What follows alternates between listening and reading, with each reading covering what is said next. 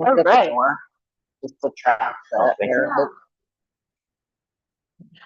You wanna leave it? Yeah, you.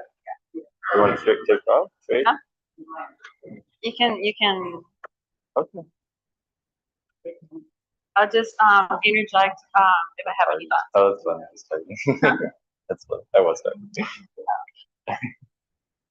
Hello, everyone. Thank you for being here with us today. Thanks for coming out. I think, yeah, we're ready to get started. Okay, so to begin with the roll call to order. Councilor Vargas, are you here? Present. Okay. Councilor Laurent. Absent. Is not here. Is there any word on, is Councilor Laurent intending to try to participate remotely? Okay. Councilor Orlikoff, myself, I'm here as well. So with 2 out of 3, we do have quorum. So this is an official public meeting for the 14th District Council for August. So we'll move ahead. Next, with approval of the agenda. In general, the agenda has us approve past minutes. Then we have public comments, discussion for trends and concerns, reports from the council and the commission, and then from the police district, followed by if there are any other discussions. But mainly we're going to get to our featured presentation today, which is we have the Chicago Appleseed Center for Fair Courts presenting on the policy changes from the Cook County State's Attorney's Office, mainly in their first 500 days in office, with Austin Siegel presenting. And then we have a couple items to vote before adjourning at the end. So I don't have any amendments to the agenda. Do you have any changes? No, sounds good. Okay, great. Then moving ahead with approval of past minutes, starting with June 4th, 2026. Yeah. So my only concern is that I would want more information on the protest and what the protesters were saying during their manifestation in the council. So I would hold off on passing that and work on language. Okay, to make a language adjustment with more information outside of this meeting. Okay. Yeah. So motion to, I guess, table those minutes. June 4th. Yeah. Okay. Next minutes would be June 25th. This was a special meeting at the Sipping Turtle Cafe with a couple items for vote that passed. Do you have any edits or amendments for these? I mean, looks good. It's just like we. Same. Okay. Yeah. So motion to pass these minutes as written. Yeah. Okay. So we got the June 25th, but not the 4th, and then lastly, July 9th meeting. This was a meeting that we did not have quorum for, but we had heard a presentation from the independent monitor team here. I don't know. Since we didn't have quorum, I'm not totally sure I'm voting for these, but I mean, I approve them, and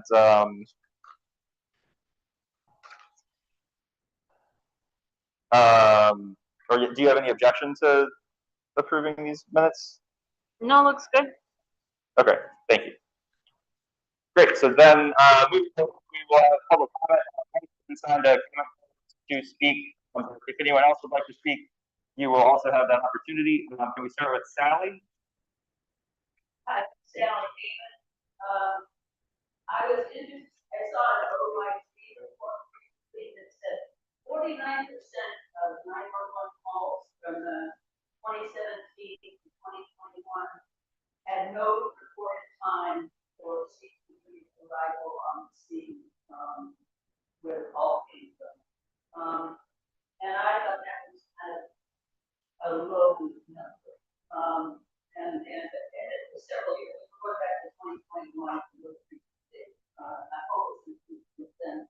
But I thought actually that on several occasions, that the 5 times the 14th.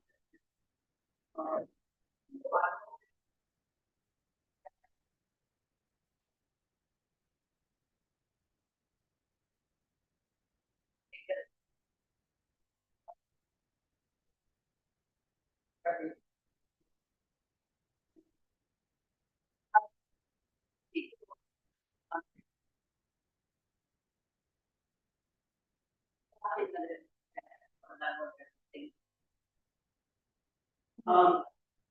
other thing about is that I just wanted to mention Timothy Blaze, who was on January 3rd, 2025, was shot by 2 police officers at 3 o'clock during the night, and 20 shots that were made at that point. He was the person that the young woman at the meeting on the court was trying to talk about. She was cut off by Victor. Apparently,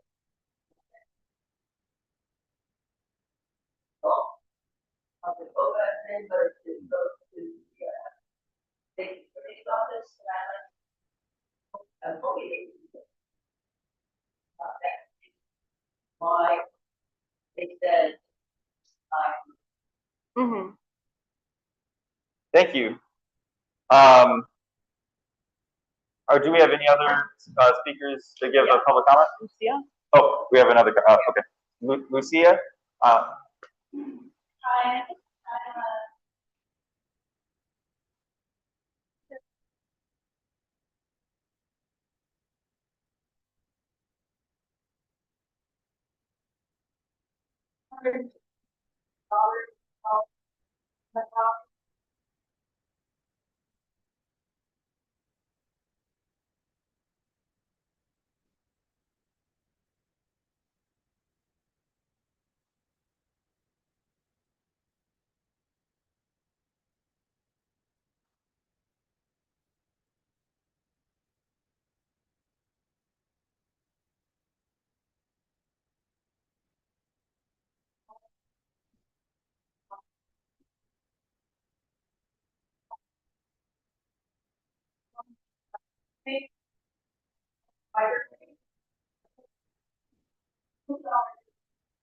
They are university today.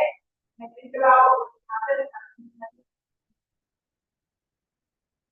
Please, my goal. Get some kind of understanding of how this can happen, any kind of accountability about why that number is so huge. I want to Thank you. Thank you. Do we have any other comments from anyone that didn't sign up before? Okay, cool. And we'll, of course, have more opportunities for discussion throughout the meeting. Moving ahead from public comment into public discussion on trends and concerns in the district.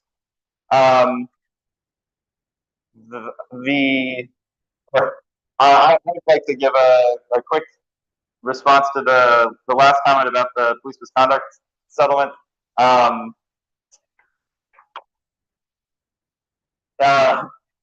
think that some of the things that we might see and hear more about in the presentation, some of the policies from the state's attorney's office,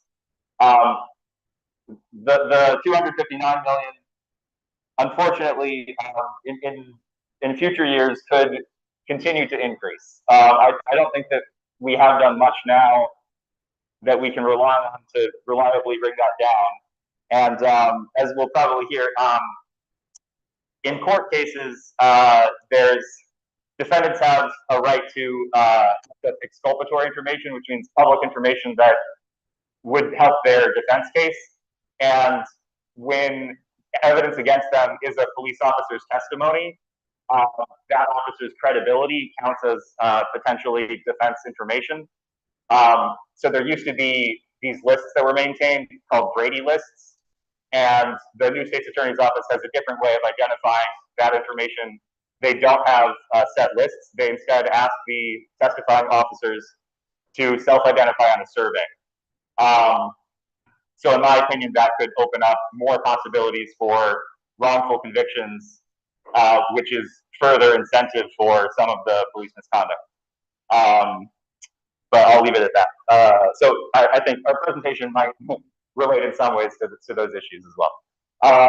But any other concerns and concerns? And then after this discussion, we're going to hear from our local police district as well. If anybody has questions there. Yeah, I mean, that's fine. We've got other specific topics today. So is that okay to go to that? You don't have any. Yeah, Yeah, Commander Perez, do you have any words that you'd like to say today, or just an introduction if there's not too much? Sure.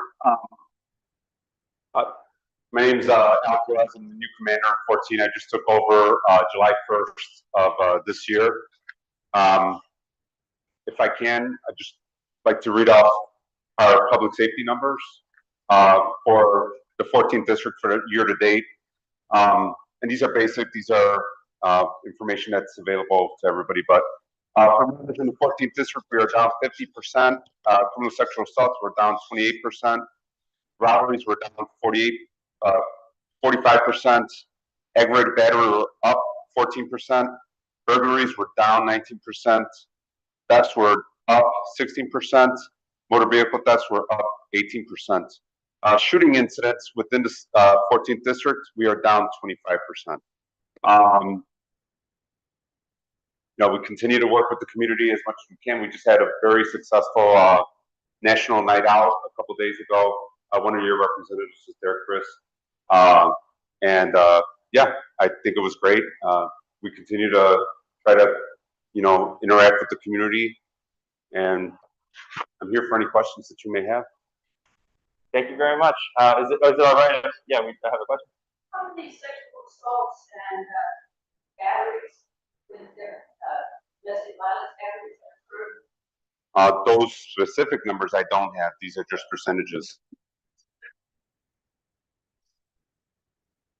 On your have those numbers reported as well as the ones you read off. And I was told initially, no, I can't do that. It's private. And so indeed, I went on to the city of Chicago webpage and I've been downloading all the of the street crime rates and really not the ones for battery, domestic violence, the way they don't have those. I mean, we have battery, but they don't report domestic violence. And I was just really concerned that this is something I would like to see the district change, because I think this is the area where crime has gone up significantly. So just so we're clear, I'm bound by what the department gives us for public information. If you wanted to go further than what I'm allowed to give to the public, by all means, you could always FOIA that information. You could get that, or you could get it on there. But this is the information that I'm given to give to everybody here. So that's why domestics aren't included in this. I'm sorry? I would change that to get sexual violence. Obviously, that would be above my grade as far as changing the policy. I'm sorry. Yeah. So I've also advocated to have sexual assaults and domestic violence reported out at CAPS meetings. And it's something Commander Ricky Rivera said that he would commit doing to communicate with his CAPS officers at those CAPS meetings, because it's, it's women's safety and it's really important for our community to have that information. So what information was it? I'm sorry. It was domestic violence and sexual assaults. Okay. And I was wondering if that can be a commitment for our new commander, yourself, to share at CAPS meetings. Sure, but I'm just curious as to what information it is that you want.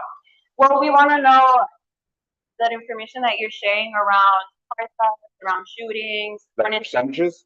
Yeah, percentages and the number of calls. Percentages of domestic batteries, right? Versus last year, say? Yeah, versus whatever you report out a month or every other month at CAPS meetings, can we include sexual assaults and domestic violence? So sexual assaults are included. I did read that off. We're down 28%. Okay. So and domestic battery? So domestic battery isn't one of the categories that's given to us. And I don't even know that they tally it in the public safety reports. But I can ask our SDSC room to see if we can categorize just domestic batteries, if that's even possible. But yeah, I haven't found that. But just so you know, it'll just be a percentage. Okay, Sally? Well, I can find the actual numbers on the city website. So do you want to find out how to do that before their tax meeting? That Thank you. Do you, with the numbers that the percentages that you're sharing right now, is there numbers connected to those percentages? So, no, not on this, so, and I'll show you, it's just a public safety report, Right. and all it has is percentages all around, except for you know what, I take that back, I'm sorry. So, criminal sexual assaults, year to date, we had 18 versus 25. All right, for aggravated batteries, we had 81 versus 71, that's the 14% increase. Is that the number? I'm sorry? 14% increase. Aggravated battery? Yeah.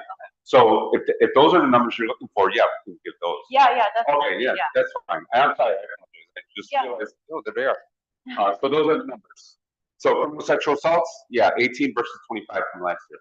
Okay. Year to date, I'm sorry. Okay. Yeah. Okay. We appreciate that. And anything else?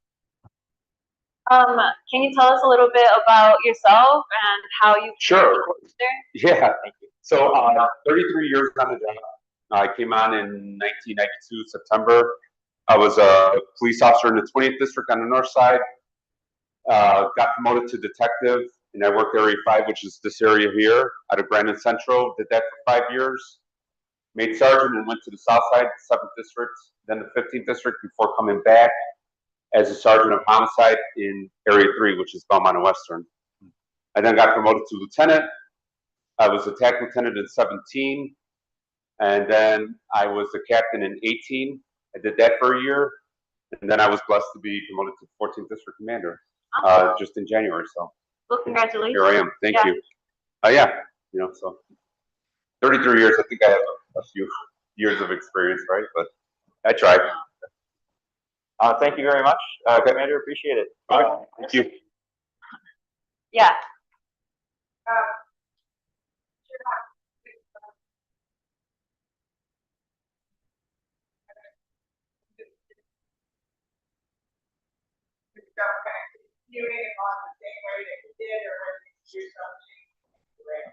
So I will say that if anything's positive, yeah, I'll continue that way. Yeah. There's anything you didn't like about it, I'm not going there. But yeah, no, I mean, listen, I think he did a great job here in 14, and he was here just about a year and a little bit over a year. I always want to be better. That's just my competitive side. The numbers show it, right? No. But yeah, you know, we always try to be better than the last guy, but Rick Rivera is a friend of mine. He's a great commander. He's going to be a great deputy. And the great thing is he's a deputy here of Area 5. So he's still in touch with the district, with all the districts here in Area 5, but especially 14. So I have him in my corner, which is great for us. Yeah. Right? Yeah. Okay. Anything else? No. Yeah, I would say I appreciated Commander Rivera's accessibility in his tenure here, and I appreciate you stepping in with the same spirit. Yeah, and for sure. And I'll, you know, always be here unless I'm on vacation or something drastic happens where I can't be here, but somebody else will be here in my stead. But yeah, I commit to being at these meetings all the time. So, Awesome. you know, and I'll get that information for you, the domestic batteries. I promise next time I'll be ready. And there was something else that you asked for, a response time for 2025, right? Yep. Okay. Will those domestic batteries be shared in LCAP's meeting? I'll make sure that the next team does share that in meetings. But like I said, all we're going to give is percentages and the numbers, like raw numbers, right? Like 100 to 150, whatever that is. Oh, I'm sorry. What you just said. Do you think that CPD has those numbers for call response times? Do they have by district? Do you think that they have those, you know, delineated in that way? That's what I look at. I've never seen that stat out there before. Just like I've never seen domestic batteries in these reports that we get. Not to say that I can't get it. I'll find out. That's an OEMC number that's going to come up. It's nothing that we track here in the district. But I can reach out to OEMC and see if they get that per district, or is it just a general citywide number? It's a lot hard. Those numbers are kind of hard to cross, but I mean, you know, I'm sure there's somebody smart enough to do it. I appreciate you agreeing to look into that for us as well. Thank you so much. Absolutely. All right. Anything else? Thank you, Commander. Anything else? All right, Thank you. perfect. Thank you so much, Commander. All right, you're welcome. We'll keep- Next, let's do reports from the commission. Nat, or do you want to talk about the superintendent and running for office, or are there any other things from the commission? I can do that. So our lovely district counselors here are our first cohort of district counselors in February. The election for the next cohort of district counselors will occur. Petition, I believe, is the time to be filing or collecting signatures for petitions. We have some literature at the end of the table there, a trifold brochure around, eligibility for being a district counselor. But there will also be 3 info sessions if folks are interested and want to attend those to learn more. Actually, no, more than 3. There are 3 windows of time available, I think, from now until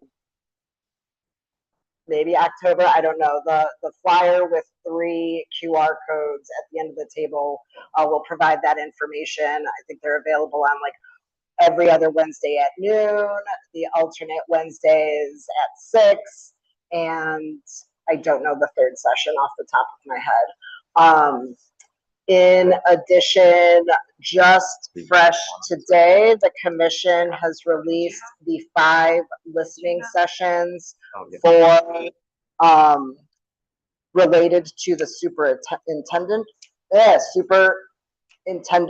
search. And those will be happening. The first session is Monday, August 17th at Malcolm X College at 6:30 p.m.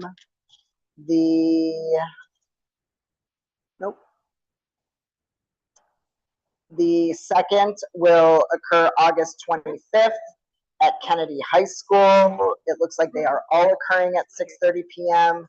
The third will be August 27th at Morgan Park Academy.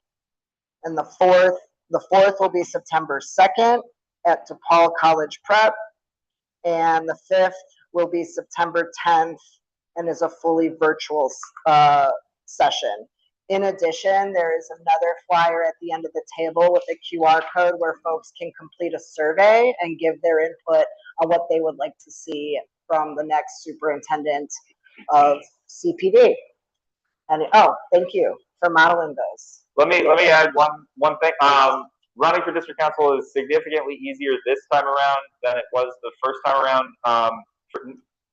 Just speaking objectively, not for there could be many factors at play, but for one reason, you're allowed to run as a slate this time, which means that up to 3 candidates together can get signatures. So one person can sign a piece of paper, and that one signature counts for all 3 candidates. 4 years ago, it wasn't clear if that was going to be allowed or not. So that there were 1 or 2 groups that did run as slates last year, but they had to go through the courts. And now that's specifically allowed. So it's, of all of the elected offices besides the local school council, it's probably the most accessible one. Anyway, had you concluded the commission updates? Those are, and then there were the report commission updates were sent, I believe, for April and May, but are there any bullet points for that? I think right now the commission's primary focus is the superintendent search. Okay. I will add, there's commissioners calling for Commissioner Sandra Wortham to step down from the 2-party search committee for the nationwide superintendent search. And I, Councilor Ashley Vargas, am supporting the commissioners calling her to step down from that search because she does show bias. She's the president of the Police Memorial Foundation, and the way she conducted herself during the traffic With the pretextual traffic stops during the listening sessions, was not aligned with what I would want to see someone in that search committee. So yeah, I think that it would be worthwhile for us to take a vote next month to support her stepping down and support another commissioner. That makes sense to me. Councilor Vargas, would you like to? And so yeah, we don't have a pre-planned vote on our agenda, but would you like to motion for an informal poll of the council's opinion on that matter currently? Sure. Okay, I'd second that motion. Councilor Warlikoff, I'm also in agreement that Commissioner Sandra Wortham should step down from the search committee for the working group for the superintendent search. And I would point out one thing, which is that at some of those public meetings, Commissioner Wortham has repeatedly said that she does not believe that there should be civilian oversight for police. And since that is the express purpose of her role, I don't think that she's a good fit for that role. So yeah, I would concur with that. We don't have Councilor Laurent present for his opinion, but Councilor Vargas, would you again state you would be in favor or not in favor of recommending Councilor Wortham to step down from the search? In favor of her stepping down, yes. Okay, so two of the three councilors today at present have an opinion of recommending Sandra Wortham step down from that committee. Cool. Next, we have reports from ourselves, from the councilors. I don't have any real reports today. We have some voting items later. Do you have any reports? No reports. I'm looking forward to the presentation. Yes, same. And in light of that, I think that it would make sense to skip and or postpone the additional discussions portions. We already had the trends and concerns. Let's have the presentation and then some time for questions on that. Is that all right with everybody? Ready for? Great. So we have Austin Siegel here from the Chicago Appleseed Center for Fair Courts. They do a lot of research and education and advocacy around promoting constitutionality and fairness in the justice system. Yeah. Perfect. Thank you so much. Well, first of all, thanks for having me, and thank you everyone for listening to me. I appreciate it. I'm Austin Siegel. I'm the Director of Research at Chicago Appleseed. David just gave a pretty good description of us. We do research and advocacy about the courts and all of the offices surrounding it, including the state's attorney's office. And I, a couple months ago, was a co-author of the report 500 Days Forward, 10 Years Back, which covers a majority of the state's attorney's office's policies in Eileen O'Neill Burke's first 500 days as state's attorney. If you can go to the next slide, thank you. So first, some background on the Burke administration. Thank you. Eileen O'Neill Burke became the state's attorney in December of 2024. So it is coming on 2 years now. Before that, the state's attorney was Kim Fox, who, you know, in her own right was a controversial figure, but was lauded by a lot of people, specifically for her policies of decarceration, specifically refusing to charge a lot of low-level drug possession offenses, charging fewer felony retail theft offenses. And now we have Eileen O'Neill Burke, who in her first 500 days has pretty radically reshaped the office's priorities, specifically around charging, detention, diversion, and sentencing, the accountability of law enforcement, and court transparency. And I also just want to give a tiny background that this research and this report certainly doesn't cover every policy, and it is based on quantitative analysis that we did, as well as analysis of specific formal policies, press releases, news articles, as well as conversations with community partners. Okay, if you can go to the next slide. Thank you. So first, we'll be talking about charging, detention, diversion, and sentencing. So specifically, Burke has targeted 3 types of charges: retail theft, gun possession, and domestic violence. And I'll be talking about all 3 of those today and what her record has been with all 3 of those. First, retail theft. Shoplifting, retail theft, same thing. It's important to note that across the state, we have a felony threshold of $300 for retail theft. This means that across the state generally, state's attorney's offices can charge retail theft as a felony if the amount stolen was above $300. They can also do that if the person has a prior felony retail theft conviction. So that is the statewide threshold. Kim Fox raised that threshold previously during her administration to $1,000, which means that she was charging retail theft as a misdemeanor unless the amount stolen, allegedly stolen, amounted to $1,000 or more, or the person had 10 prior convictions for retail theft. And at the time, this was lauded by a lot of people. A retail theft as an offense is largely a product of poverty. It is largely a product of people not being able to afford the things that they need. And because of that, people are sometimes get to the point where they have to steal in order to have the things that they need. So that is why it is really harmful to charge retail theft as a felony for low-level offenses. And also it's important to note that felony convictions have just like lifelong consequences for people. It can destabilize their employment, education, housing, etc. for the rest of their lives.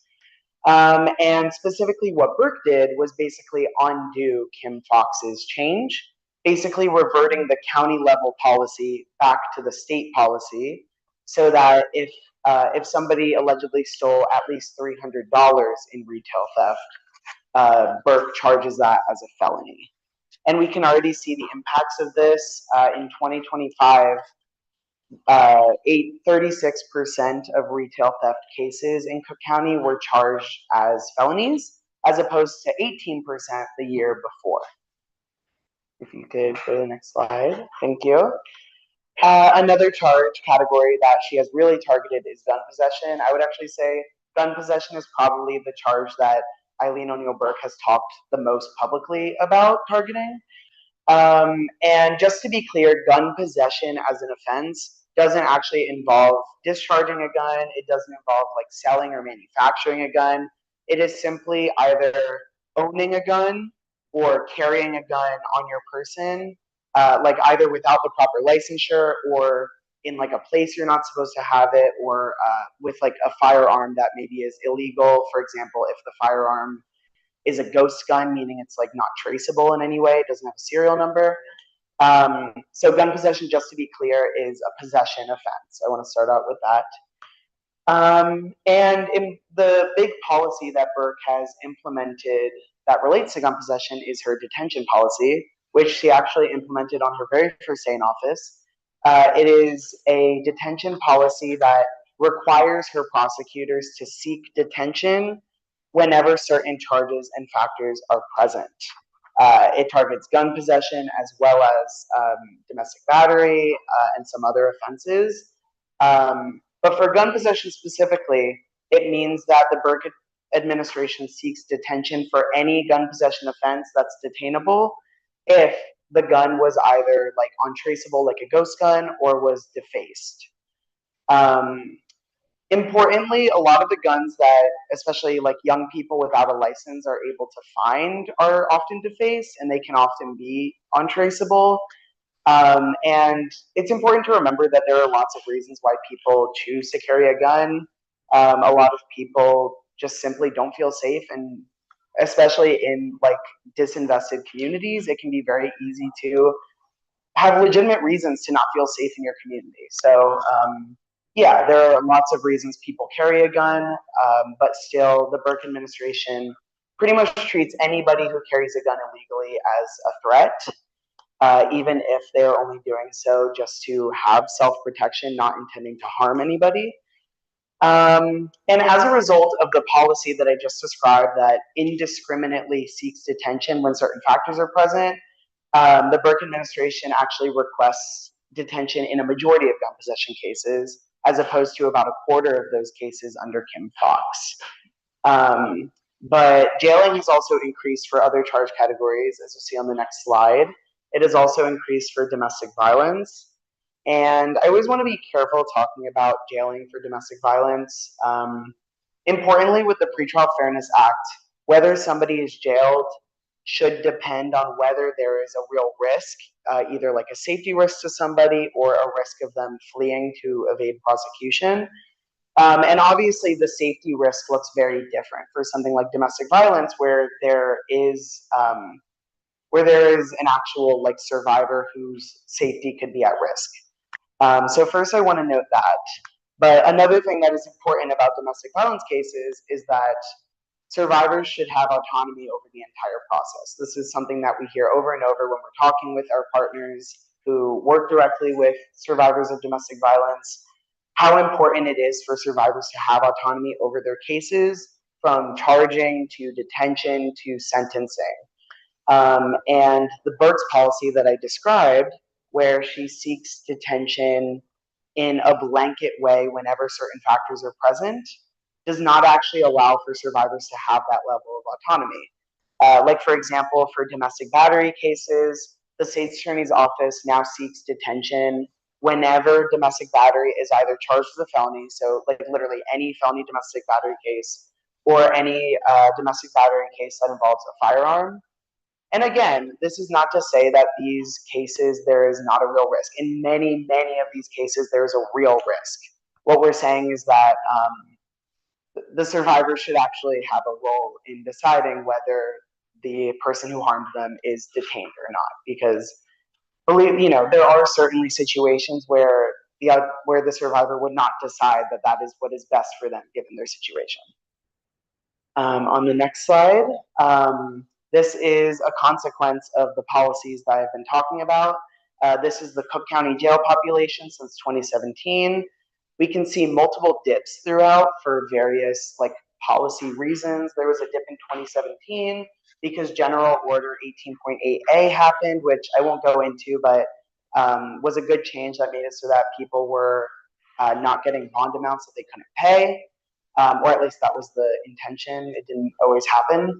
In 2023, we saw the implementation of the Pretrial Fairness Act, which in theory, made the detention decisions a lot more individualized and not based on paying a money bond. And we saw a decrease in the jail population.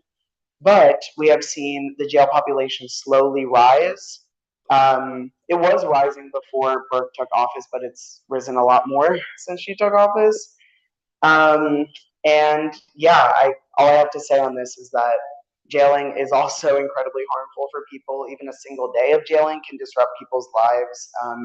It's kind of similar to felony convictions. Jailing can disrupt people's education, their employment, their family responsibilities. So it's really concerning that now, on any given day, there are around 6,000 people in Cook County jail. And finally, for this section, I want to talk about diversion. Cases can be diverted from the traditional criminal legal process, meaning that they're like sent through another kind of program instead of going through the traditional process. One example is the Restorative Justice Community Courts, which Eileen O'Neill Burke stopped sending gun possession cases to these, even though those were a majority of the cases in the program, and also was one of the main ways to divert gun possession at the time. And she got a lot of backlash from community members. She ended up undoing that decision earlier this year and started sending them again. And she also did help, push for the gun accountability program, which is now a new diversion program where people who have low-level gun possession offenses can, again, be diverted from the traditional process and can get gun education, and then 9 to 12 months later get a FOID card, which is the base gun license. Still, this is a long time for people to go, especially people who obviously do not feel safe in their communities and feel that it is necessary to have a gun.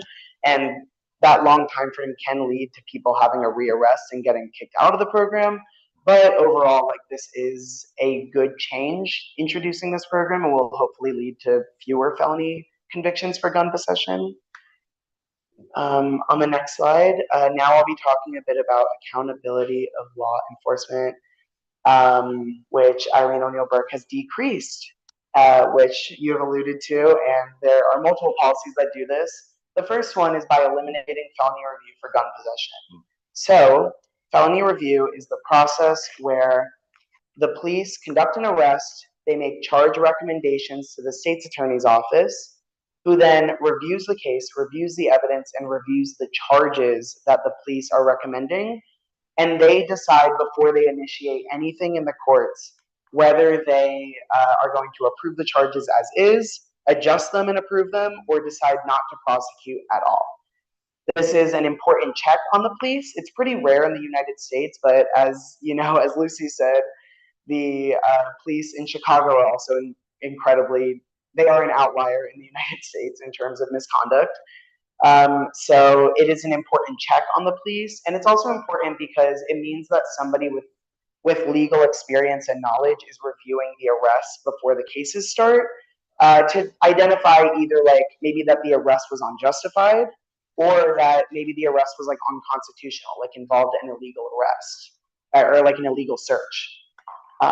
So this historically has happened for every felony case except for drug possession. Eileen O'Neill Burke made it so that it also no longer happens for gun possession. So now for gun possession cases, the police make an arrest, they make their charge recommendations, and instead of reviewing the charges to decide whether to prosecute, the case goes right to the courts.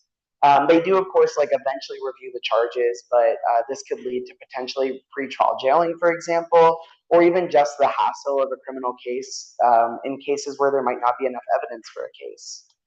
You go to the next slide.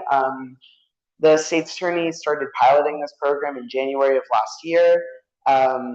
Infamously, she did it in 2 predominantly Black police districts, 5 and 7, which a lot of people had obvious concerns about why she was using these 2 districts specifically as like guinea pigs for this policy that reduces due process. In 2025, later in November, it expanded to the whole city. And the policy, I've already explained, has people have pretty serious concerns about it, especially because we do know that there is a lot of police misconduct in Chicago, and there are a lot of cases, even weapons cases specifically, where people end up imprisoned, wrongfully convicted, and that all starts with a wrongful arrest. And this policy primarily has impacted Black and Latino people so far out of the like 200 plus people who have gone through the program so far, which is not particularly surprising given racist policing practices in Chicago. What are the abbreviations? These abbreviations are different gun possession offenses. Okay. So the main 3 that I think are important are unlawful possession of a weapon, aggravated unlawful possession of a weapon, and unlawful possession of a weapon by a felon. So those are like the 3 most common charges, and those are the charges that under the policy are eligible to bypass felony review. Thank you. Yeah, sorry, you can, the report itself has much clearer references to things. The next policy that David also brought up is the Brady list. So basically, Brady lists, as he already explained, it is a requirement under the Supreme Court ruling of Brady versus Maryland that the prosecution has to tell the defense when they have evidence that a witness they are calling might be unreliable. That includes police witnesses. And it basically requires that, let me go back. Kim Foxx maintained 2 lists for this reason, a disclosure list and a do not call list. The disclosure list is the one that is kind of required under Brady, which is officers who they will disclose to the defense whenever there is evidence against them. And specifically, the disclosure list that Kim Foxx had documented officers who had either lied on the stand, had a history of complaints against them, or had been arrested before. So all evidence that they would have to disclose to the defense, and basically having this disclosure list was their way of, having a list of officers who, whenever they wanted to call them as a witness, they knew like, oh, this person, I have to disclose this to the defense. The do not call list was kind of an extra piece that Kim Foxx did. which basically documented more than 300 officers that they would never call as a witness. So basically, a public list of officers who had very serious misconduct, so serious that the state's attorney's office is saying we will literally never call this person to testify in our cases.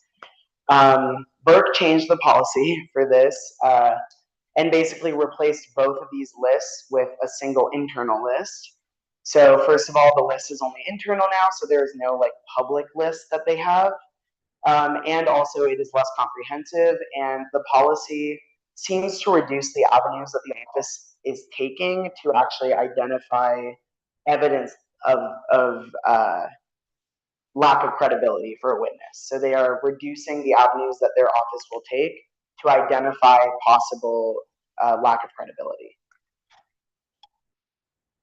Yeah, and on the next slide, so this one is a bit complicated because of the ruling that happened, but I'm sure everyone knows Operation Midway Blitz began last year. Federal agents have committed on-duty crimes and have committed murder. And the state's attorney's office has not prosecuted any of these cases. I believe the Illinois State Police now is investigating one case, but that's it. From what I know at this point. And the state's attorney's office didn't announce a plan to prosecute any of these cases until after she was pressured by the public and also the mayor. She did announce a policy in February of this year, but it's pretty boilerplate, I guess. It doesn't actually, it basically, first of all, it only applies when there is use of force and not any other crimes committed by federal agents. And it also doesn't like actually involve investigating any cases. It just involves taking on the cases that the police have brought to them. So basically there was a petition from community members and brought forth by the law firm Lovey and Lovey to appoint a special prosecutor to investigate and prosecute these crimes committed by federal agents. And it was based on an interpretation of People versus Ringland, which People versus Ringland says that generally investigating crimes is the responsibility of law enforcement, not the state's attorney's office. But it does say that if the law enforcement does not adequately handle criminal cases, then the state's attorney's office has not only an ability but a responsibility to like overstep and investigate these cases. That our interpretation, to be honest, as well as Lovey and Lovey's interpretation, from what I know, is that did apply in this case because there is pretty well documented police misconduct that has occurred, and no cases have been brought to the state's attorney's office, again, from what we know. But Judge Reddick denied the petition and decided that the state's attorney's office essentially does not have a responsibility in this case to step in, which makes this a little, I think, more complicated to figure out what happens next. But that is a description of where we are now with this. I know community advocates are still obviously pushing for the police to actually conduct those investigations. That might be the main target at this point, given this decision. But also the decision was a denial without prejudice, which means that it can be opened again. So it's not like it's closed and final. So who knows what will happen with it. And then the final police accountability piece that I want to talk about is about wrongful convictions. The state's attorney's office has a conviction integrity unit, which is, it basically happens alongside other ways that people can seek to rectify wrongful convictions, like through the appellate process. And it is, what's important about it is it's not only another avenue for people to rectify their wrongful convictions, it's a non-adversarial one, which I won't get into, but for some people can be a better option. So first I want to say that the state's attorney's office has reduced this conviction integrity unit.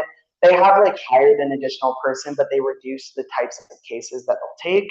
Basically no longer taking like any case that is also going through another part of the process, like going through another pathway for correcting wrongful convictions, But the bigger thing I want to talk about, honestly, is that the state's attorney's office has been objecting to certificates of innocence, which is basically a certificate of innocence when somebody is exonerated. It is something that is very useful for them to get their records expunged and to get compensation for the time they spent wrongfully incarcerated. And the state's attorney's office has been objecting to them by default. She's objected to like a much larger percentage of them than Kim Fox did. And a lot of these cases, they still end up getting it eventually, but it just prolongs this already arduous and long, painstaking process of rectifying your wrongful conviction. Yeah, it's an important tool for exonerated people to have, and it is difficult and upsetting that now they have to spend even more time fighting for it. Finally, I want to talk about court transparency and Eileen O'Neill Burke's policies surrounding it. So Kim Fox, I would say, improved the transparency of the state's attorney's office and the court by publishing unaggregated data sets on the felony dashboard, meaning like it was case level, like every case was its own row within the data set. Burke stopped publishing these data sets pretty early on in her term. And she cited that there were like errors in them, but she has failed to meaningfully replace them with data that is as comprehensive. They have multiple data dashboards that are like aggregated, so they give you summary statistics, but not case level, which doesn't really help researchers like Chicago Appleseed to ask our own questions of the data. And the detention dashboard is a good start because Burke put that up, and it is case level. The weird thing about that is that the state's attorney's office didn't actually make it downloadable. So, like on the webpage, there is like a bunch of data, but there's no way to actually download it, which makes it pretty useless to most people. And adding a download button seems like a pretty easy fix that should happen. It should have happened already.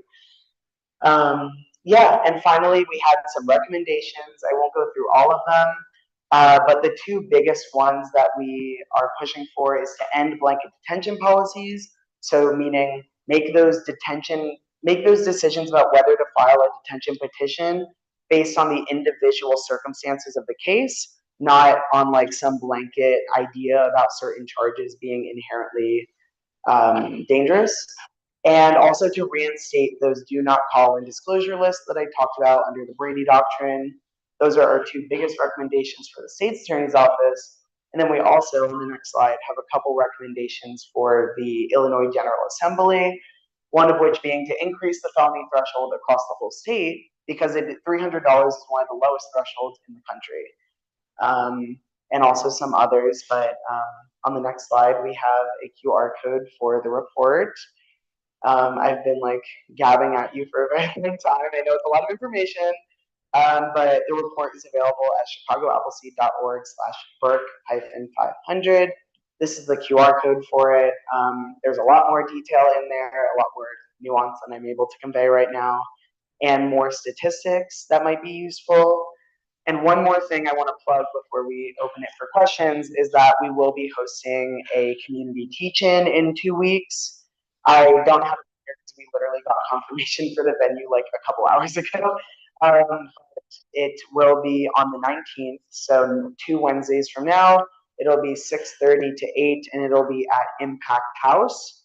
And if you are interested in attending, you can either like talk to me after this, or it'll be on Chicago Appleseed's Instagram probably tomorrow. Thank you.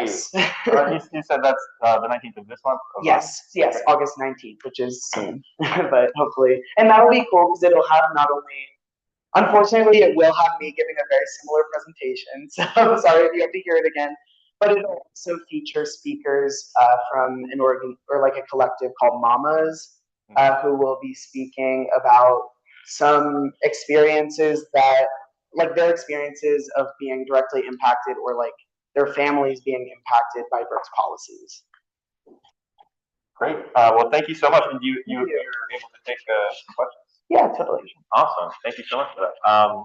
Does anybody have a question first, or I can get it started? What do you think? Sorry. You mentioned the Illinois State Police. You said we're pursuing one case related to That is what I believe. Are you familiar with what case that is? I am not super familiar with the specific case. I found that out recently. Do you know if it's related to the attorney Robert Pell? Or no? I'm actually not sure. We have a very good relationship with Robert Hunt, so maybe I should ask. But I'm gonna be honest, I know very little about that specific case because I found out very recently that it was happening. Okay, I appreciate that. Does anybody have any questions on the presentation? Yeah, thanks. That's good. No, I am curious, when, COPA investigates a case, particularly against a police officer, and they make a decision, how does it go from COPA to the Attorney General? What are the guidelines for that? I'm thinking in particular about Glades, case where, I checked on the COPA page, but I couldn't find a final COPA decision on that. Is that around the Timothy Glaze? Mhm. Yeah, so I was emailing with someone from COPA, and they mentioned that they recently came up with the recommendation that they sent over to CPD, and CPD has 90 days to accept or not accept.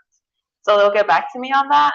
But I'm also curious about how come COPA investigates, but also the state's attorney investigates and has their own kind of like, Yeah. No, that's a great question. I can say under Kim Fox, it was specifically in the policy to be like in a lot of communication with COPA. So to be clear, like the state's attorney's office isn't necessarily doing like full investigations in the same way that like COPA or like the BIA are. The state's attorney's office, at least under Kim Fox, there were some more avenues that they were at least using for making those decisions. One example I can give is when a judge seems to make an adverse credibility finding, like in a hearing that an assistant state's attorney is in. I'm pretty sure under the Kim Fox policy, that assistant state's attorney was supposed to ask further about that and report that to the state's attorney's office. Whereas I do not believe that is part of the policy now. So it's less about conducting investigations necessarily of police misconduct. It's more, I would say, doing due diligence to identify evidence that already exists that the person is either uncredible or has complaints against them. And I would say that Kim Fox was doing a better job of doing that due diligence, for example, being in better communication with COPA. Yeah, because I was kind of mystified. When a person gets shot 18 times out of 20 gunshots being aimed at it, that seems like a really excessive amount. Yeah. He was carrying a knife. As far as I can tell, the police never said a word to it. They just shot him. Yeah. On top of that, he was handcuffed after he was shot 16 times. Yeah. I didn't catch that. Yeah. But it's like, how does that happen? Her office says it's a justified murder. That doesn't. And I did find. I found her statement. Her office's statement saying it was a justified murder. It just doesn't. Is there because they go based off an Illinois code of conduct, or the types of questions the state's attorney asks is they're pre-written questions, no? For every investigation. That's a good point. Basically, one thing that the state's attorney's office, one of the main things that they use to identify lack of credibility is a boilerplate questionnaire that they give to officers who are going to be witnesses to be do you, for example, do you have, asking them questions and expecting them to self-report reasons why they would not be credible, which is, I think we all know, probably not super effective as a tool for identifying cops who are going to lie on the stand. But yeah, I also just want to say, I'm sorry I don't have more details about specific cases, because I agree that is egregious. Well, I wonder if it has something to do with the pre-written questions. Is there a way we can lobby the state reps, state senators to kind of change those kind of like those questions? Well, it seems like there's two different things maybe that we're talking about. There is like whether she is prosecuting somebody, like prosecuting an officer for like egregious misconduct and use of force, and whether officers are whether they are disclosing evidence that an officer has misconduct.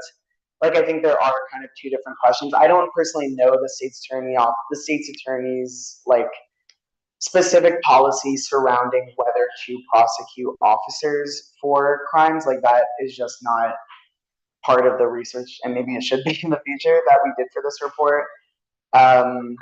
So yeah, I guess I'm saying like, yeah, I know more about like her policies surrounding disclosure of evidence than I do about like her decisions regarding whether to prosecute specific officers.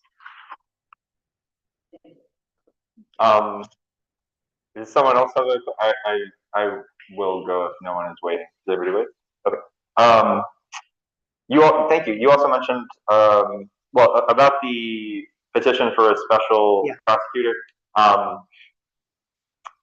So it's my understanding that the state's attorney's office has maintained essentially that they cannot. I mean, they will not, and I believe that they've essentially said that they cannot pursue any investigations without a direct referral from local law enforcement agencies. But I believe that you had referenced. So the court decision, found that she was not in dereliction of her duty, requiring to be replaced for not proactively pursuing some investigations.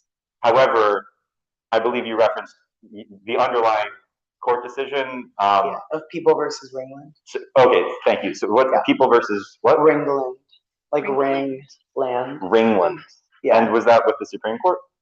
I am pretty sure, but I actually would probably need to check if it was the Supreme Court or like a federal appellate court, actually. Okay, no problem. Thank you. And so, just to make sure I have an accurate understanding. I mean, that case says that a state's attorney's office may do an investigation, but they're not under a Usually,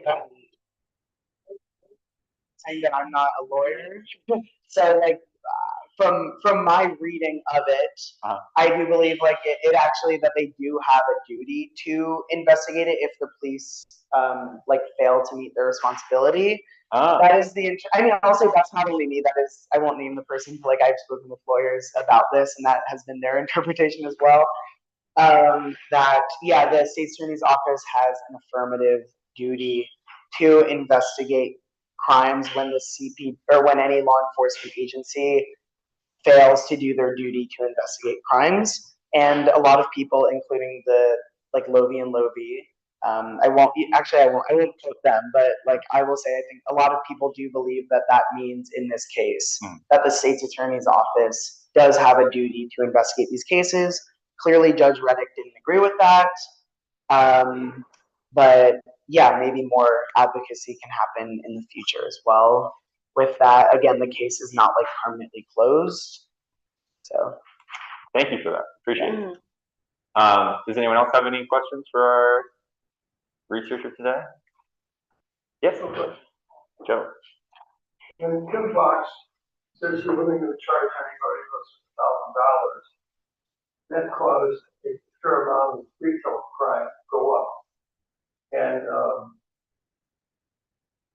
retailers stopped reporting that when they were $100,000, if you want to spend the time with the police, that no one would be charged. So that caused real problem. I've heard this personally going to District 18 police council meetings, where there's a lot of retail in District 18. And that was a real problem for the retailers also. A lot of them got security guards, like most of the pharmacies now have security guards who look the law and CCPS. So I'm not sure what your point is about. Was that a bad thing to do? Charge that 300 for the higher number? That's a good question. There's a lot of feeling that was the wrong thing to do by Kim Fox. I think, what I will say is that I think people obviously have very different perspectives on how retail theft should be handled. I don't have the specific, like, to start up, I don't have the specific data about like what happened with retail theft during that time, like the number of arrests. So I'll start by saying that like I don't have that data in my head right now. I will say like I do think there are a lot of reasons why retail theft can go up, and not only retail theft, but like why the number of retail theft arrests specifically might go up. There are a lot of factors. I will say that from our perspective, and our like understanding of the criminal legal system, because retail theft by itself is not a violent crime. There can be other charges that end up involving retail theft that are violent crimes, but like retail theft itself is not a violent crime. And it is our belief that it is better to be charging fewer people who are committing retail theft with felonies. That is largely based on our belief that felony convictions are very harmful, and also that I don't think I necessarily believe that charging more people with felonies is necessarily like something that reduces retail theft. I think that at the end of the day, like what would reduce retail theft more would be investing in communities so that people have access to the things that they need and don't have to steal them, which obviously would not like entirely eliminate it, but so it is our recommendation to increase that threshold again from 300. But yeah, I would, to be honest, need to like see or like look into that data specifically to see what you're saying about the arrests going up during that time. Oh yeah, Sam? Yeah, no, I was in court advocate in the 14th district for probably 10, 15 years. I haven't done the last 5. But we followed a lot of retail theft cases that were charged and people were put in jail and they helped pay for it. But when it came to court, retail theft is almost 100% across the board did not show up to court. So I mean, it wasn't worth their time.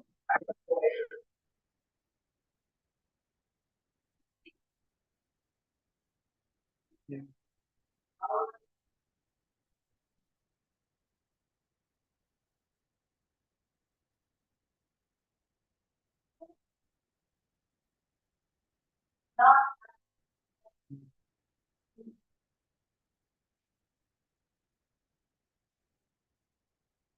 Yeah, totally. Didn't have money, so I mean, it was a way of punishing people. So yeah, I would say definitely. Yeah. Now, so it's higher. We love Sally. There's a way that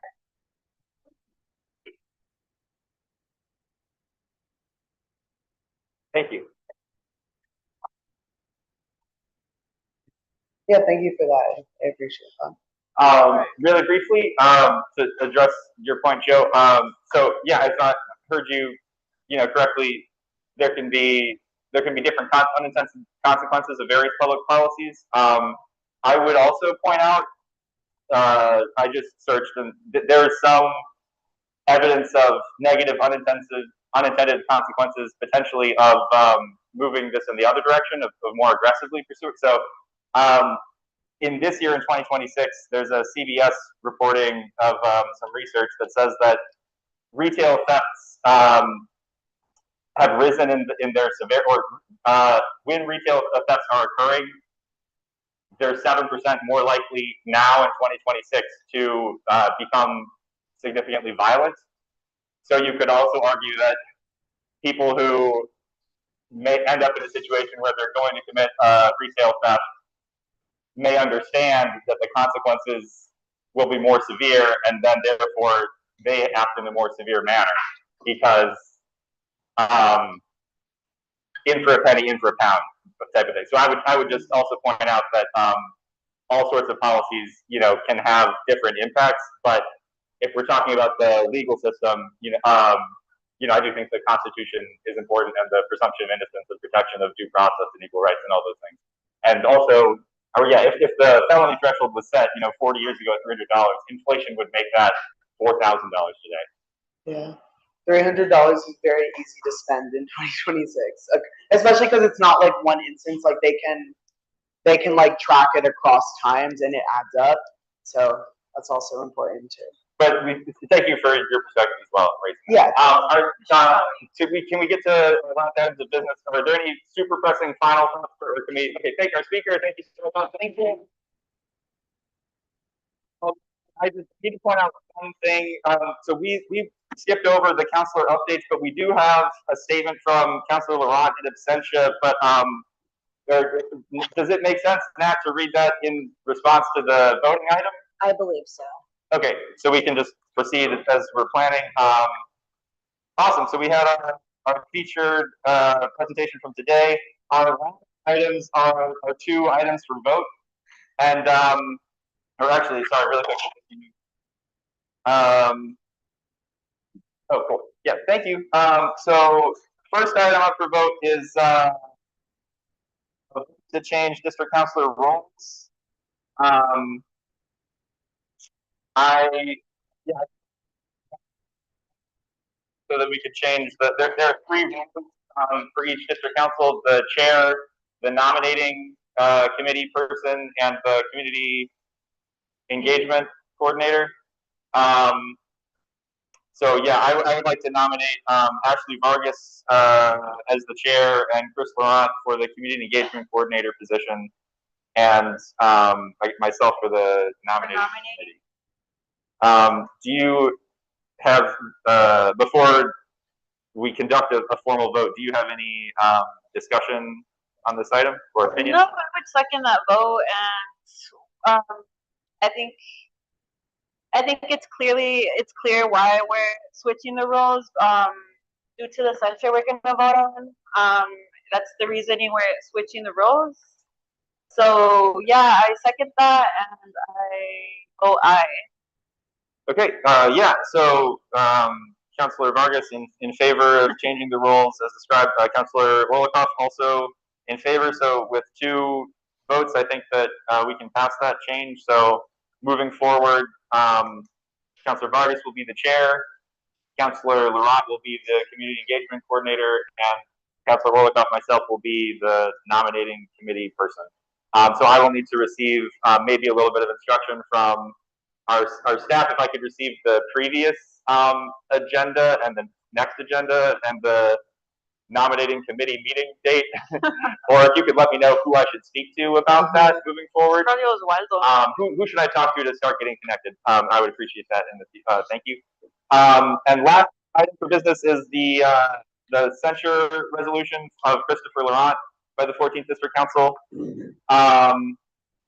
And then we also do have the statement from Councilor Laurent in response to that.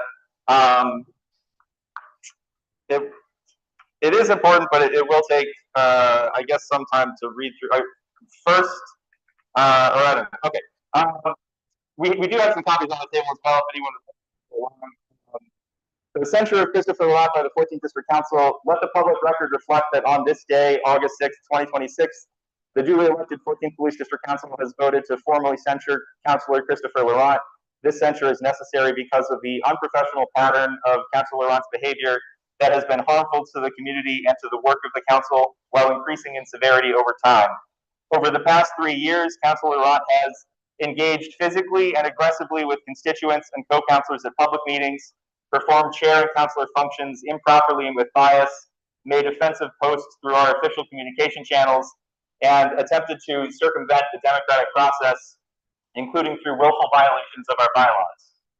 Councilor Laurent's actions have significantly distracted from and obstructed the work of the 14th District Council that was elected by tens of thousands of local residents in order to increase public input over public safety and increase police accountability, transparency, accessibility of city functions, understanding and implementation of restorative justice programs and models, and evidence-based approaches, including non-police crisis intervention and more general community violence intervention strategies. Councilor Laurent's misconduct. And this is a list of different items with descriptions. So first item is aggressive physical contact against a constituent during a public meeting, and this took place on June 4th, 2026. On Thursday, June 4th, 2026, at the Pulaski Park Fieldhouse, 1419 West Blackhawk, at approximately 6:45 p.m., Councilor Rock rose from his seat and went around the district council's table to apprehend a young Black community member significantly smaller than himself in order to disarm them of a microphone being used for public comments. The individual was continuing to speak in a way that was preventing moving forward with the agenda, and after Councilor Rock told her to stop. However, that is no excuse to grab her arms or put his hands on her in an aggressive and escalatory manner as he did. As a direct result of Councilor Rock's grabbing the community member at our meeting, the Deputy Director for District Councils at the Community Commission for Public Safety and Accountability by the name of Charlie Isaacs had to issue general guidance, including model bylaw amendments for all district councils, instructing them to never put their hands on any community member at a public meeting on June 11th, 2026. This aggressive incident was an unfortunate but predictable escalation of a pattern Councilor Rock has demonstrated of instigating physical interactions around physical objects that he has purchased but chose to have perform official functions within our public meetings. So that's referring to the microphone that he purchased. And then also on Sunday, July 21st, 2024, Councilor Rock grabbed the gavel from Councilor Orlikoff's hand immediately after Councilor Orlikoff picked it up from the table where it had lain between them, instigating minor physical contact before Councilor Orlikoff promptly let go. The gavel had been established by Councilor Roth as the official means for the chair to call for order when community members are speaking over councilors conducting agenda items. After a verbal call for order is ignored, period. Councilor Orlikoff was attempting to use it in its official capacity after invoking our bylaws that allow the majority of the council to overrule any of the chair's functions, in this case, to call for order. Article 3, meetings, Section B, composition. The chair will work to ensure that meetings adhere to Robert's Rules of Order. The chair has no executive power or authority to make individual decisions representing the 14th District Council. And Section G, conduct. A meeting chair's actions as authorized by this subsection may be overruled by a majority vote of the District Council. This was within the intended use of these sections as authored by Councilor Orlikoff and passed by formal vote of the 14th District Council. It is further worth noting that the agenda topic at hand at the time had been 2 items for vote aimed to correct the other improper behavior by Councilor Roth that had reasonably confused constituents about the official business of the 14th District Council. The main disruptive community member at that meeting was a leader of the Illinois Libertarian Party that Councilor Roth belongs to and had been his running mate with a writing campaign after helping to secure Roth's ballot access signatures. Both Councilor Roth and his community were opposing the items for vote and opposing allowing the council to vote on them. The clear majority of the council still voted those items into our bylaws and records after overcoming the seemingly planned obstruction and overt collaboration to disrupt the legally scheduled business of the council. That's the end of the first and most significant item relating to physical contact at public meetings. This item is much smaller. Posting obscene and derogatory comments to official communication channels, June 11th, 2026, and other times. Councilor Roth posted a video to our city-owned official 14th District Council Facebook page that he himself took where his voice could audibly be heard explaining for a woman on the street to, quote, "Get your fat ass out of the way," end quote. Next, willfully violating our bylaws and intentionally subverting the Democratic majority to obstruct the work of the 14th District Council, June 2026, and numerous other times. Councilor Roth has repeatedly posted items on our official communication channels, including our Facebook page, that he knows the majority of the council does not agree with, and he has repeatedly deleted items, including regular public monthly meeting flyers without any permission, notice, discussion, or replacement, because of various personal grievances. All of these instances have been in violation of Article 3, meeting, Section B, composition, number 1, chair. The chair has no power or authority to make individual decisions, nor to put out information on behalf of the council that has not been shared with the entire 14th District Council and approved by at least a majority. Because of repeated flagrant violations of our democratic process and legal rules, the council was forced to adopt new additional bylaws with a clear framework for actionable consequences for violations. These bylaw amendments passed at the special meeting on Thursday, June 25th at the Sipping Turtle Cafe at 1 p.m. Councilor Roth continued to make posts and deletions that directly misrepresented the work of the 14th District Council even after passing these additional bylaw amendments. Councilor Roth even went so far as to post an admission of his willful refusal to adhere to the illegally passed bylaws governing our district council, with that post itself and subsequent repostings also serving as further direct violations of the bylaw communication policy. Councilor Laurent has been consistent from the beginning in his insistence that he possess a sole authority to speak for and take actions on behalf of the 14th District Council, even and especially when his own views are directly opposed to the actual opinions and decisions of the 14th District Council. As such, he has been a directly obstructionist force, arguably in criminal violation of the city's ordinance 280-150, retaliation, obstruction, or interference prohibited for members of the public safety bodies, including the district council. No person shall retaliate against, punish, intimidate, discourage, threaten, or penalize any other persons who serves or seeks to serve as a member of the commission or district councils, or participates or seeks to participate in any capacity in the work of the commission or district councils. No person shall knowingly interfere with or obstruct the commission as the commission carries out its powers and duties under this chapter. Next item, conspired and acted to deplatform, delegitimize, confuse, dilute, and otherwise fully replace the duly elected legal 14th District Council of Chicago with a misleading proxy. Throughout the first half of 2024, Councilor Roth promoted a so-called 14th District Community Committee for Public Safety and Policing Initiatives, with an express goal of increasing arrests that is antithetical to the work of the District Council and the Constitution. The committee had no official permission or approval to operate by the 14th District Council. The council never sought to create such a group, and Councilor Laurent never sought permission or designation or official consideration of the group by the council. However, Councilor Laurent acted in numerous ways to dishonestly portray the unaffiliated group as either an official component of the 14th District Council and Community Commission for Public Safety and Accountability, or even as the direct stand-in for the actual elected 14th District Council. Specifically, he promoted and platformed both the harmful and intentionally misleading name of the 14th District Community Committee for Public Safety and Policing Initiatives, as well as their email, 14thdistrictpublicsafety@gmail.com, and the lead organizer at our public official district council meetings, as well as in his own individual councilor emails and conversations on social media, at other events, and importantly, in emails and communications with other elected officials, especially including local alderpersons. As a direct result of Councilor Laurent's intentionally misleading and anti-democratic actions, the executive director of the Community Commission for Public Safety and Accountability, Adam Gross, had to intervene and directly communicate with another elected official's office, that of 32nd Ward Alderman Scott Wagasback, to request that he stop participating in the disruptive practices alongside Councilor Laurent, and that Councilor Laurent's actions were not condoned by the CCPSA.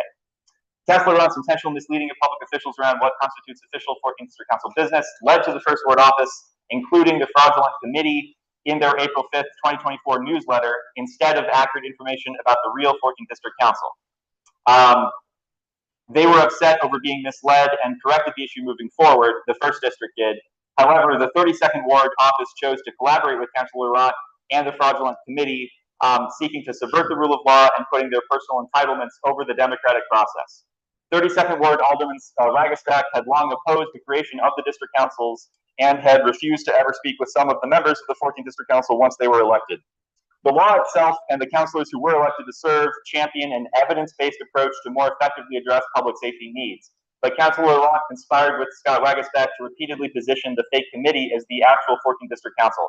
Wagasback's staff went so far as to tell multiple people that the fake committee was the actual council and that its organizer was an elected councilor. They refused to include information on the actual 14th District Council and its public meetings, instead promoting the fake committee alongside other real district councils.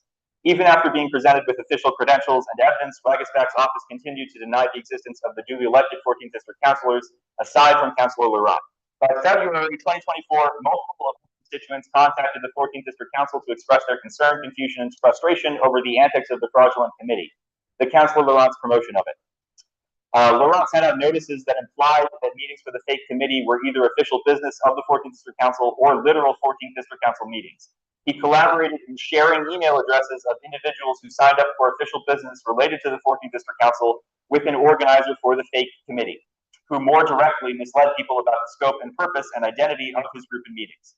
Laurent collaborated directly with that organizer to plan meeting locations and times for the fake committee that would directly coincide with the real 14th District Council and lended the council's true legitimacy to those location reservation requests.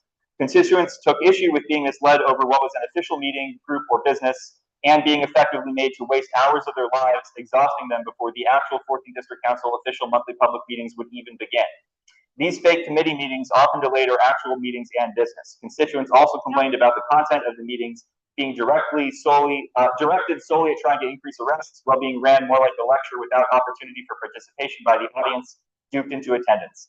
The initial official voting for the leadership of the FAE committee was done in a relatively unprompted and secluded setting with sparse attendance, far and away from the official 14th District Council meeting that month. But subsequent meetings of the FAE committee, after the leadership had been voted into place by itself, capitalized on the infrastructure of the official 14th District Council functions. That was the end of the longest section. Thank you. We're basically done now.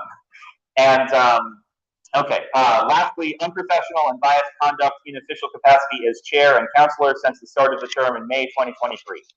Councilor Laurent has repeatedly been accused, both by constituents and co-councilors, of exhibiting bias in his chairing of meetings and reporting of minutes. Additionally, he has been accused of not performing tasks he volunteers for or demands of himself after an agreement is reached by the community and a clear majority of the 14th District Council. Some of the bias in chairing is exemplified by his ignoring or rushing through certain agenda items and speakers while affording more privileges to those in ideological alignment to himself. In reporting minutes, he has misconstrued the nature, purpose, and message of comments by constituents, councilors, and guest speakers. He has further reported statements by Councilor Vargas as allegations, while reporting his own statements as factual, and for months obstructed the community from having a public meeting with then Commander Melinda Linus, as repeatedly fought to deny any opportunity for the community to ask her questions. As a result of this and previously noted bias and unprofessional conduct, the 14th District Council has received numerous calls for Councilor Laurent's resignation, as well as for his removal from his position as chair over the course of our term. Finally, impacts, the very last few sentences. The impacts of Councilor Laurent's pattern of egregious misconduct have been significantly harmful to the work of the 14th District Council and to the Community Commission for Public Safety and Accountability, as well as to Chicago at large. He has made community members and co-councilors feel uncomfortable, unsafe, and uneasy attending public meetings and otherwise engaging with the work of the council. He has directly and indirectly impeded outreach efforts, as well as public advocacy and education campaigns undertaken by the council. When his misconduct has not merely been obstructive and disruptive, it has also been dangerous, which is especially concerning given the grave circumstances of this work, as well as its basis in working with the public. Furthermore, Councilor Laurent has demonstrated a commitment to willfully undermining the democratic process and rule of law on nearly every level as it relates to the work of the District Council. For all of these reasons, the 14th Police District Council of Chicago officially censures Councilor Christopher Laurent on this day, Thursday, August 6, 2026, and recommends his resignation and removal from office. It is the further determination of this council that Christopher Laurent should cease all types of activities included herein, as well as any and all other forms of similar misconduct, and that he should not seek any other public office while still engaged in these behaviors. That's the conclusion of the censure resolution item for vote. And we do have a response statement from Councilor Laurent. Should we do that first, or do you want to say anything first? I just have minor corrections. Okay. So in this paragraph right here, I would just capitalize black. Okay.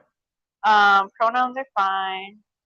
And then for the unprofessional part of the bias conduct, I would include that due to him not documenting certain public comments. Oh, yeah. And also writing my statements as allegations.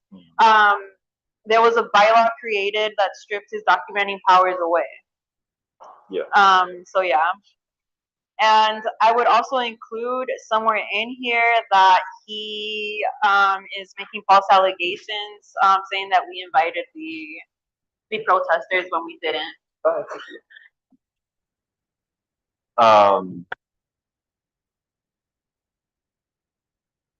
The last thing you said, where would you include? I'm not really sure where I would include it, but he's just like falsely accusing, like boldly, falsely accusing us of doing something that we did not do, that I did not do. Yeah. Sure. Yeah. I don't know where I would include that. Maybe just a statement. An impact. Yeah. Thank you.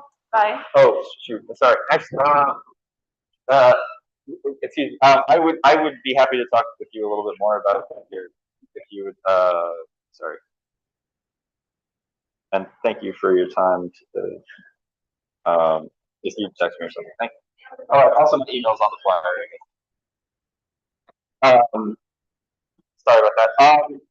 Uh, the first two I think are very easy additions. I'm wondering. I just think there needs to be it needs to be documented that we did not invite well, I did not invite the young people who came to protest the state's attorney's office. Well, people to our public meetings. I mean, I know, but he's saying that we explicitly invited them. Like, he's like, that's what his statement is all about, that we did it on purpose. I mean, is that something that we could address? Is that okay? So is his? You said he made a false accusation. Yes, so so the false accusation necessary as part of the censure, or is it possible, or is that just something that we need to respond to? He's a liar. Sure. Okay. Yeah. Well, is it possible for us to vote on this, or do we need to? We can just vote on it. We can pass it. For the impacts. Huh? Or we can vote on it. I guess we could amend it. Okay. Well, I mean, I made note of the first two. We will definitely change, so we can vote on it with the two changes. Yeah. That we have noted. And we could write an additional statement, or we could amend this next time with the final one. If we take a minute, would we be able to write that now, or I'm not sure. I think we can just vote on it now. Yeah. Thank you. So I have the two changes, that the first one, and then also adding to the end of the unprofessional section, that another result was the council created a bylaw to address this as well. Okay, so before our vote, we need to hear the statement from Councilor Laurent. Do we? Yeah. The statement from Councilor Christopher Laurent regarding the proposed censure. To the residents of the 14th District and my fellow members of the District Council, I was elected to serve the people of the 14th District, and I have approached that responsibility with sincerity, dedication, and a genuine desire to improve public safety and civic engagement. While I recognize that disagreements are inevitable in public service, I am deeply disappointed that those disagreements have culminated in a proposed censure that I believe is both unfair and misleading. The document presented against me is not simply a criticism of my actions. It is a sweeping indictment of my character, motives, and integrity. It presents disputed allegations as established facts, attributes intent without evidence, and reaches legal conclusions that are beyond the authority of this council to make. I reject the suggestion that I have acted in bad faith or sought to undermine democracy. Throughout my service, I have exercised my independent judgment as an elected official, sometimes disagreeing with the majority of the council. Healthy disagreement is not misconduct. It is an inherent part of representative government.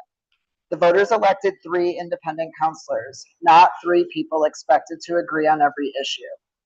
The proposed resolution criticizes my decisions as chair, my communications with the public, and my efforts to engage community organizations. Many of these issues reflect genuine disagreements over the interpretation of our bylaws and the best way to carry out the council's mission. Those disagreements should have been addressed through dialogue, clarification, or amendments to our procedures, not through personal attacks or accusations of dishonesty and criminality. I also reject the implication that I intentionally misled the public or collaborated with others for improper purposes. Throughout my term, I have worked with residents, elected officials, community organizations, and advocates who share an interest in improving public safety. Collaboration is a normal and necessary part of public service. Reasonable people may disagree about strategy, but disagreement should not be transformed into allegations of conspiracy or misconduct without compelling evidence. With respect to the June 4th meeting, I regret that the situation became contentious. My actions occurred during an effort to restore order at a meeting that had become increasingly disruptive. While I understand that others may view the incident differently, my immediate attention was to ensure safety of all participants of the meeting, something I take very seriously. Public meetings can become difficult to manage, and decisions made in real time should be evaluated fairly and in context, not solely with the benefit of hindsight. I am particularly troubled by language in the proposed censure suggesting that I committed criminal violations or should be removed from office. No court, investigative body, or enforcement agency has found that I committed any crime, nor does this council possess the authority to remove an elected member from office through a vote of censure. Such statements risk misleading the public about both the facts and the law. Most importantly, I remain committed to serving the residents who elected me. My focus has always been on improving public safety, increasing community involvement, and ensuring that residents have a voice in decisions affecting their neighborhoods. While I acknowledge that these meetings could use some smoothing out, I do not accept the narrative that I have acted with malice or contempt for the democratic process. I hope that, regardless of the outcome of this proposed resolution, the council can move beyond personal conflict and return its attention to the work that matters most, serving the people of the 14th District. Our constituents deserve thoughtful discussion, mutual respect, and a commitment to solving problems together. That remains my goal, and I cannot, in good conscience, continue a dialogue that is inherently disrespectful or defamatory. Given that there is nothing in the council bylaws regarding disciplinary measures and protocols, the mention of a censure is improper and warrantless. If there were such a provision, there would, of course, be a protocol to follow, i.e. proper notice, evidentiary hearing before an impartial panel, etc. As it appears, anytime any standard level of professionalism held to my colleagues is viewed as an affront to their rights. In short, the allegations are not only presented in bad faith, I view this as an attempt to besmirch my character due to the possibility of running for re-election in February. In response, I do maintain a library of previous meetings that can easily disprove the allegations I have purportedly violated. I have decided that I will not attend the August 6, 2026 meeting, as it is my belief that my attendance would be counterproductive to the call of our official duties and not serve the community's interest. I believe that the timing and intention of this censure letter is to create conflict and discord at the upcoming meeting by painting a disagreement among board members as misconduct and unprofessionalism on my part. I welcome all questions to be directed directly to my city email address listed below in my signature. Thank you. Christopher Laurent, Councilor, 14th District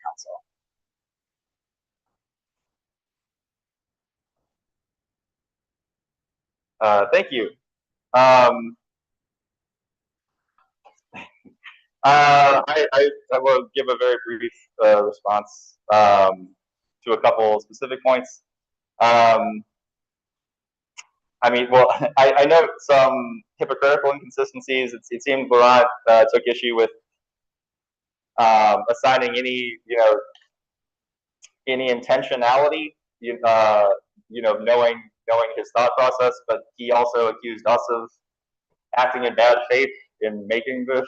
So, furthermore, he said that there's nothing in the council bylaws regarding disciplinary measures and protocols. The mention of a censure is improper and warrantless. Councilor Laurent did previously try to bring a censure resolution himself. So that's a big hypocritical. I don't know what his point there is, except he's saying that he shouldn't have done that. More importantly, as far as demonstrating the bad faith, well, evidence, I have evidence for everything, but there's no way to include videos within the resolution, and emails and other things of that sort. But everything mentioned, I have documentation of. Happy to provide that to anybody. And then two specific things.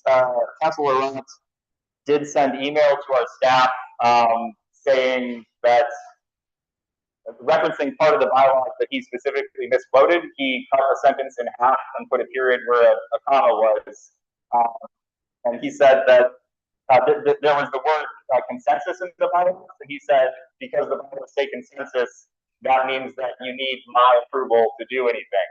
The actual sentence in the bylaws said consensus as defined by a majority of at least 2/3 of the council. So he has very directly and intentionally lied frequently in regards to our written bylaws.